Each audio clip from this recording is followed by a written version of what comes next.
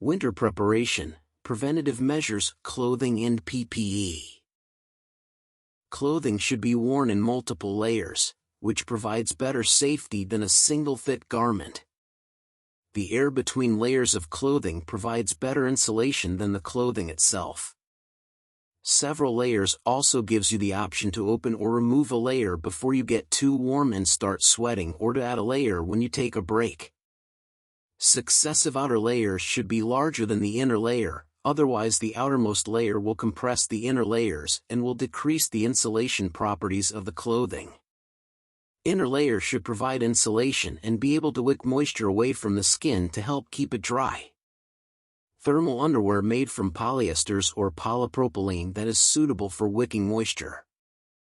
Polypropylene wicks perspiration away from the skin and is significantly thicker than regular underwear. It also keeps the second layer away from the skin. Enables the moisture to evaporate and be captured on the next layer away from the skin. Second layer contributes to the insulation properties of the clothing.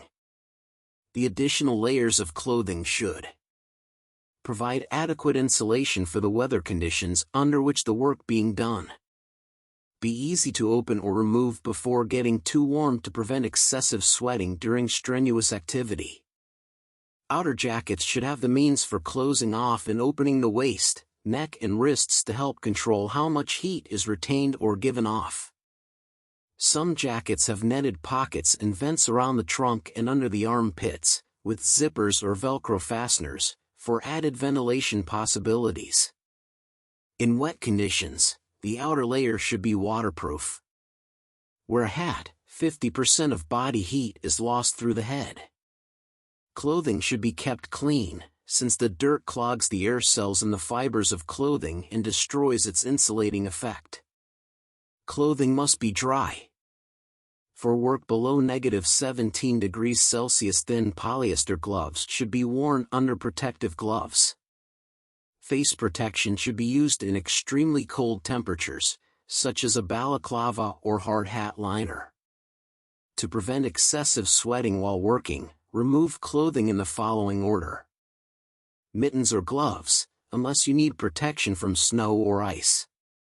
Headgear and scarf. Then open the jacket at the waist and wrists, and remove layers of clothing. As you cool down, follow the reverse order of the above steps. Removing or adding layers.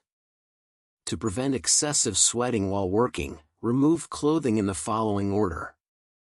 Mittens or gloves, unless you need protection from snow or ice. Headgear and scarf. Then open the jacket at the waist and wrists, and remove layers of clothing. As you cool down, follow the reverse order of the above steps. Footwear. Felt-lined, rubber-bottomed, leather boots with removable felt insoles are best for working in the cold. Leather is porous, allows boots to breathe and perspiration to evaporate.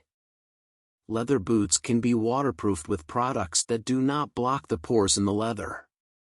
If standing in water or slush, waterproof boots must be worn. Waterproof boots protect the feet from getting wet from cold water, but they also prevent the perspiration to escape. Insulating materials and socks will become wet more quickly than with leather boots and increase the risk for frostbite. Also, when trying on boots before purchase, wear the same type of sock that you would wear at work to ensure a proper fit. Composite boots conduct the cold less than steel-toed boots. Socks. Wear one pair of thick, bulky socks or two pairs, one inner sock of silk, nylon, or thin wool and a slightly larger, thick outer sock.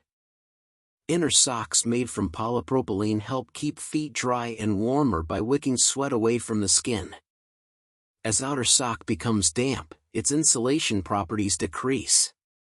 Have extra socks available so you can dry your feet and change socks during the day.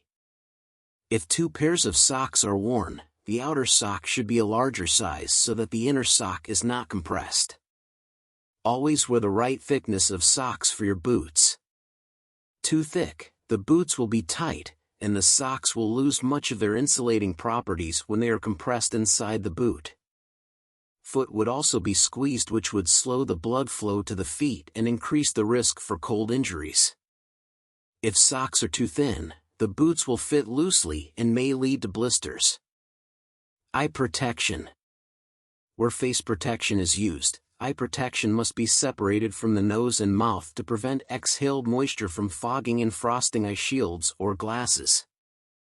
Select protective eyewear that is appropriate for the work you are doing, and for protection against ultraviolet light from the sun, glare from the snow, blowing snow/ice crystals, and high winds at cold temperatures.